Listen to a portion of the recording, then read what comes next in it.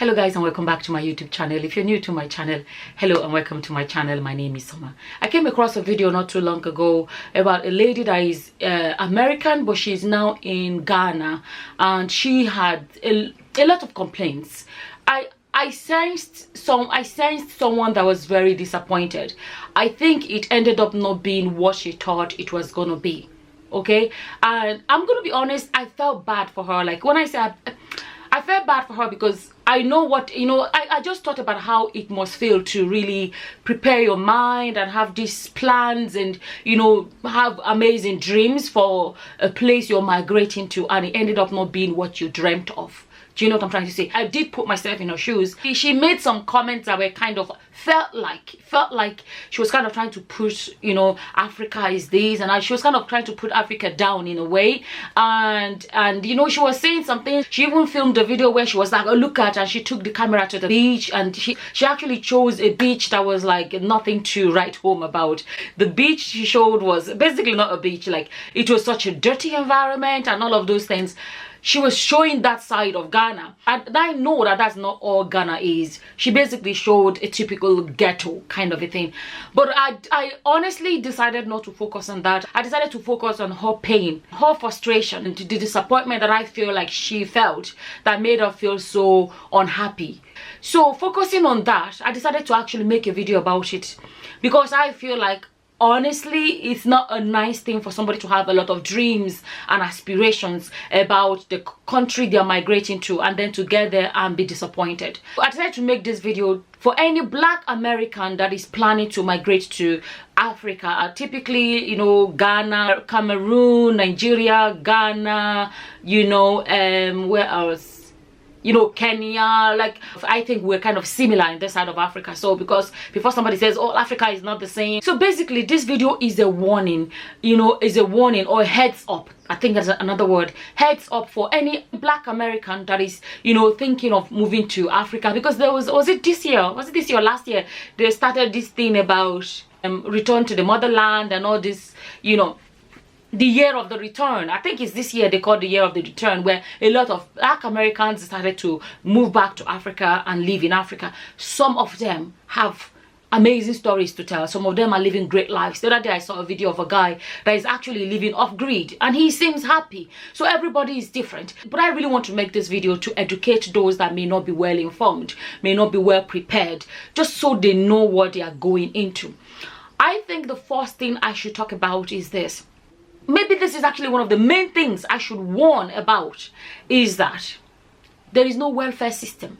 Okay, it doesn't exist. So if you're on welfare in America and you're going to Africa, now everything I'm going to be saying does not necessarily apply to this lady, but I'm just saying for anybody else. I'm not saying she's relying on welfare. No, she's not. I think she's paying her own rents and stuff like that. So this particular one is not necessarily, it's not referring to her, but I'm just saying in general, if you're living on welfare in America and you're trying to go to Africa, I just have to let you know that welfare does not exist. You are on your own. The government does not look after the people. We have a lot of videos, and we see, that's why you see a lot of us will have videos speaking about the problems we have in Africa and stuff like that. I'm going to say that don't expect that if you go there and something happens, I can fall back on the welfare system. It is non-existent. It does not exist. So that is why you see that typically in Africa we rely on family and friends, sometimes neighbors, to fall back on. But the idea of the government does not help. Let me put it that way. Typically in Africa, you see that family unit is important. You see family connections are never really that lost. We are family orientated kind of community. What's that word? We're very family orientated. We are very community orientated. Like the way we live, neighbors know each other. Although unfortunately we seem to be losing it slowly, but this is how communities are built. Communities typically help each other. Typically, you'll find that on the street, everybody know everybody by name. You can knock on your neighbor's door and be like, give me Maggi. Oh, you have salt. Oh, do you have salt? I don't want to go too much. Each part of this thing there's a lot to say about each part, but I don't want to dwell too much on each section. There's no fallback on the government. You fall back on family and friends and stuff like that. That's why a lot of us that are living abroad, family back home, family and friends and people that used to know you, everybody will have your phone number. Those of us that are living abroad, that's why they save our phone numbers as 911, because in emergency they ring you. My wife just gave birth, I don't have money to pay the hospital bill. As if now you give their wife belle. Oh, my daughter just got an admission to university, I don't have money to pay school fees, because there is no government assistance. This is why a lot of Nigerians living abroad will talk about the pressure back home. And then another thing, if you're going to Africa, be prepared. Like, our advice to actually visit the first time, visit few times to see how you feel. Visit and get a feel of the place, so that you will not get any culture shock and stuff like that. At least then you're aware of where you're going to.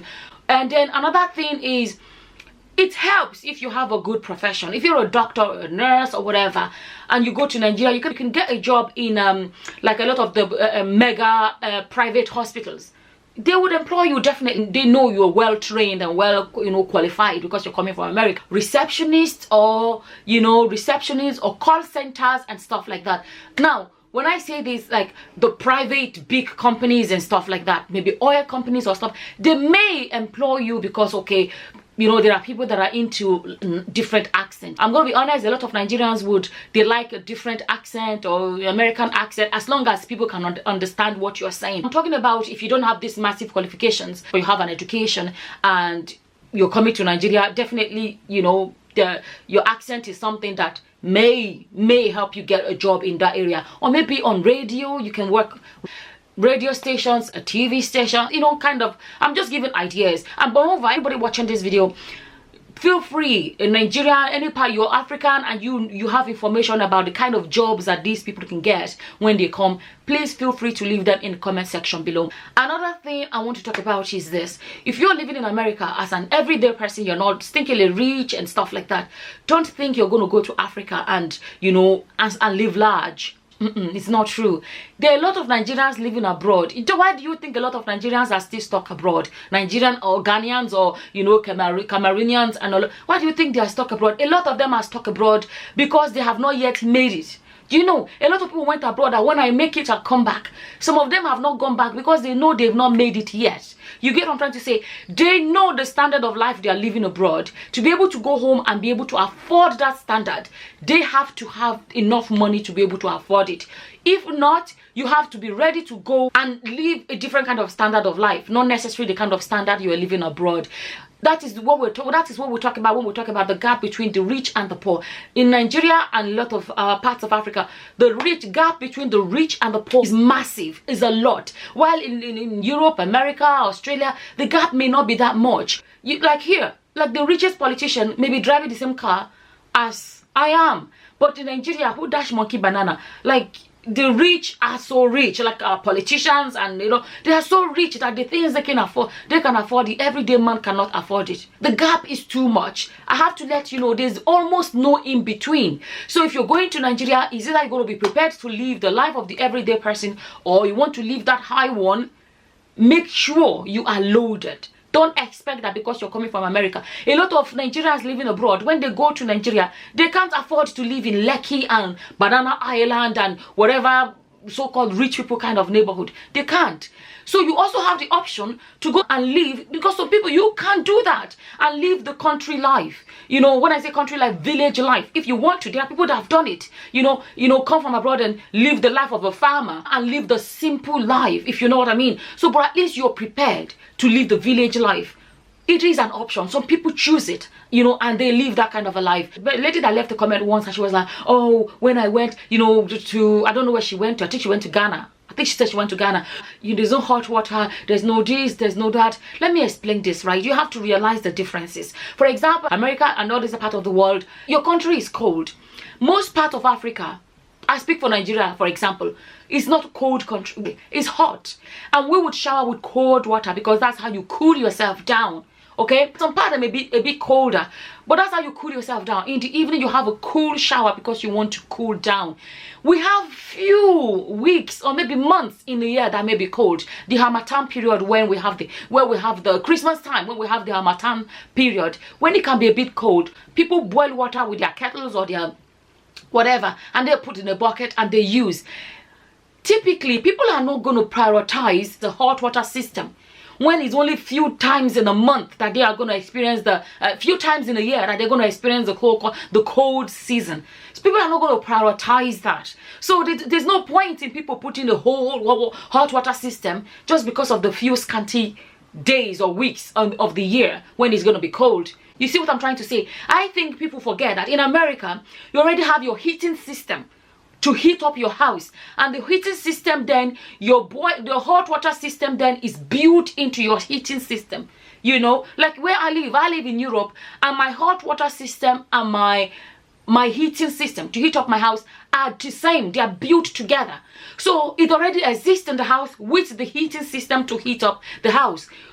Nobody heats up the house in Nigeria. Like, no, it doesn't exist. We don't have a heating system at all. What houses have is the air conditioning system to cool down the houses. As far as I know, nobody puts a heating system in their houses in Nigeria because Nigeria is super hot. For us, it's not a priority. So that is what I want to explain. Hello? Hello, video. Video. I'm watching the YouTube. Hello. Oh my God.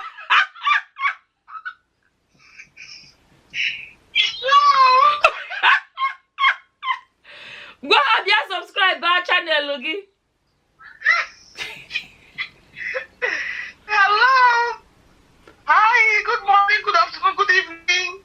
This is Julie City. Please check out my channel. Everything health and nothing. Video. All right. Bye-bye. I needed to explain that because then the heating system is now a priority. So this is what I'm talking about. People have to realize the difference between your country you are living in and the country you're moving into. Something else is that lady, I think she was saying something about the snacks are expensive, and I know there were comments like, did you go to Africa to look for snacks? But the thing is, I know what it is to be used to the snacks from your country. The truth is this: your American snacks in Africa will be expensive because they are going to be imported into Africa. You get my point? A lot of us living abroad, our Nigerian snacks that are next to nothing in Europe, America, they are very expensive because they are imported. We buy a pack of Nigerian pekere, they're selling it for ridiculous prices.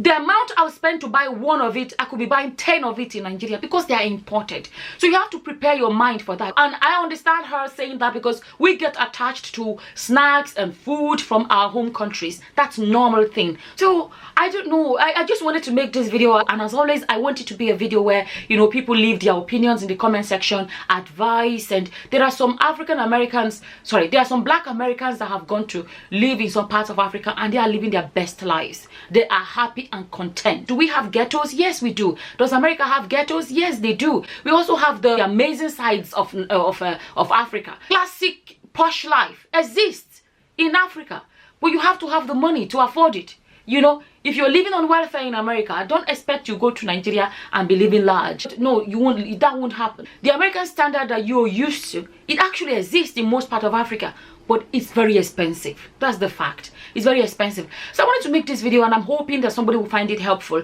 Especially, please visit first, get a feel of what the place looks like. Get a feel to be sure it's for you. There are some that have moved to Africa and they will tell you they're living their best life.